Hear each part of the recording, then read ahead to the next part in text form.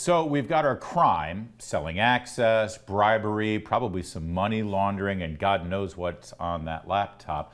We've got our crime, and now it appears we've got our cover-up and obstruction of justice with this latest transparent, cynical move to appoint David Weiss, the same attorney who's been trying to investigate this or claiming to investigate these crimes for the last nearly 5 years as a special counsel. This is obviously an attempt to keep him from testifying before House Republicans. This is an attempt to prolong this process, and it's a fig leaf to make it look like they're really trying to get justice here when they're actually not. They're doing everything they can to avoid justice. All right, so now what do you do about it? Joe diGenova, former U.S. Attorney for the District of Columbia, and by the way, I want to point out, a former special prosecutor himself. So Joe, what can Republicans do? I saw great unanimity from the Speaker to the chairman of all the appropriate committees. Even Lindsey Graham said this stinks to high heaven, but that's a lot of talk. What can they do? And that is to begin an impeachment inquiry, which will give them increased subpoena power, because then they don't need a legislative purpose for litigation to enforce their subpoenas in federal court. The impeachment inquiry in and of itself gives them vast power to seek financial and personal records from any person, including the sitting president of the United States, because he would be the target of an impeachment inquiry. And there's just no doubt that that's what they have to do to get the financial records. For example, I'm quite sure that they're about to find offshore accounts, and then they'll be able to get the personal banking records of all the members of the Biden family.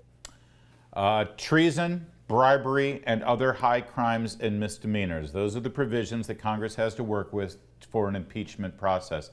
Does this rise to that level in your opinion, Joe? Well, there's no doubt that he has already met the threshold standard under the Constitution for impeachment. The Shokin firing was done as a result of a bribe and as a result of extortion of a foreign government. This was the real Ukraine crime that was committed by a sitting vice president of the United States, Joe Biden. There are other crimes. There's money laundering, which would be a high crime and misdemeanor. There, again, is conspiracy to defraud the United States government. It's endless. The number of crimes. And by the way, every public statement that Joe Biden has made where he's denied involvement with his son, knowledge of his son, knowledge of anything going on, no business involvement, all of the lies, every one of those lies was made by a conspirator and is therefore something called an overt act and is admissible against them. But more important than that, those lies rekindle the statute of limitations for all past crimes in an ongoing conspiracy case. And so any statute of limitation that has lapsed is now revived. You know, if I could just pause for a moment, because you mentioned statute of limitations, and it reminds me, you know, you're hearing a lot of people suggest that Mr. Weiss allowing the statute of limitations on some of the crimes that Hunter Biden is accused of to lapse, that is also part of the obstruction of justice. How does one prove that that was done on purpose or through negligence? Well, you do it by inference, if nothing else, and you're allowed to prove any fact by inference and deduction. Circumstantial evidence is just as important as direct evidence in courts of law and in impeachment proceedings. In the case of Mr. Weiss, it's quite obvious when the defense attorney offers you to say, look, we'll extend the statute of limitations to give you more time. And he says, no, I don't want that. No United States attorney would ever reject that offer unless they were politically corrupt. That piece of evidence alone, plus the refusal to do search warrants for Biden properties, the notification of the Biden attorneys that search warrants were imminent, all of that is proof of corrupt intent and evidence that Mr. Weiss clearly should not be investigating this case any further. He should be a target. So you said Congress should call for immediate impeachment inquiry and begin that process, staff up, fund the staff, give them a budget, give investigators a chance to start issuing subpoenas. Should they also demand a real special counsel here? Or will an actual special counsel, somebody who is not David Weiss and might actually approach it in an appropriate way, would that actually get in the way of an impeachment process?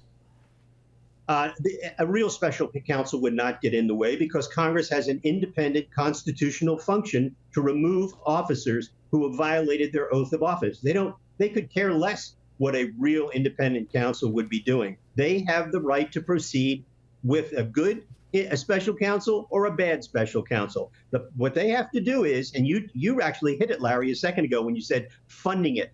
Republicans have always been cheap about doing investigations. I don't know what their problem is. They control the entire House budget. They should spend millions to do this, and they should lawyer up. They should get the best lawyers they can and get it done now, and stop being ridiculous. Stop being parsimonious about the public's money. This is what the public's money should be spent for, not a friggin' post office. I would think the budget for an impeachment inquiry should at least match Robert Mueller's investigation on Russian collusion, considering that was all based on a lie. Absolutely. Absolutely. And the answer is, how do you know what to do? Ask yourself this question. What would Nancy Pelosi do? She would ramp up like a mother. Joe, we're also in recess right now. Should Kevin McCarthy, does he need to call a special session to enact a impeachment inquiry? Or as Speaker, does he have the power to say, yeah, we're doing this, and just direct one of the standing committees to move forward? He can do it without being in. First of all, they're just in a recess, so they are actually in session. He can do whatever he wants. He has the power to do it. He has the power to authorize the spending of money as the Speaker. Nothing needs to wait. With regard to what this process might look like, and I agree with you, that's exactly what they should do, and they should begin it immediately. What does that process look like in terms of a timeline here? Well, it means that they have to, the sooner they act, the better, because, Larry, they only control the House of Representatives until January of 2025, for sure. Yeah. That's not a lot of time.